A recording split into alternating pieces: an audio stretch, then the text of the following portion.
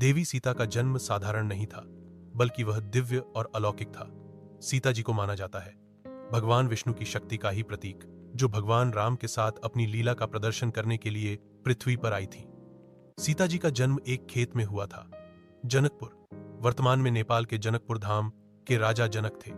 वे एक धार्मिक और न्यायपूर्वक शासन करने वाले राजा थे, लेकिन उनके पास कोई संतान नहीं थी। एक दिन राजा जनक ने अपने राज्य की फसल को तैयार करने के लिए खेत को जोतने का काम शुरू किया। जब वे खेत को जोत रहे थे, तभी उन्हें एक छोटी सी बालिका मिली जो पृथ्वी की गोद में सोई हुई थी। यह बालिका दिखने में सुंदर थी और उसके चेहरे पर एक दिव्य चमक थी। राजा जनक ने इस बालिका नाम सीता रखा, क्योंकि उन्होंने उसे सीत फरों से उठाया था। सीता का अर्थ है जो खेत से जुड़ी हो। इस तरह सीता जी का जन्म राजा जनक के जीवन में एक वरदान बन गया। सीता का पालन पोषण राजा जनक और रानी सुनैना ने किया। वे सीता को एक राजकुमारी के रूप में पालते थे, लेकिन सीता जी की प्रकृति बहुत सरल और विनम्र थी। वे बचपन से ही धार्मिक और आध्यात्मिक जीवन जीती। उन्होंने घर के काम काज में मदद की और उनकी विनम्रता ने सभी को प्रभावित किया।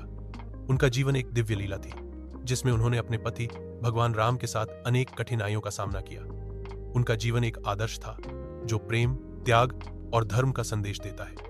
सीता जी का विवाह भगवान राम से एक दिव्य लीला था, जहां सीता जी ने स्वयंवर में राम के हाथ से धनुष तोड़ने के बाद उन्हें अपना पति चुना। यह एक ऐसा पल था जिसने रामायण की कहानी को आगे बढ़ाया। अगले भाग में देखिए राम और सीता का मिलन। लाइक, शेयर और सब्सक्राइब करना न भूलें।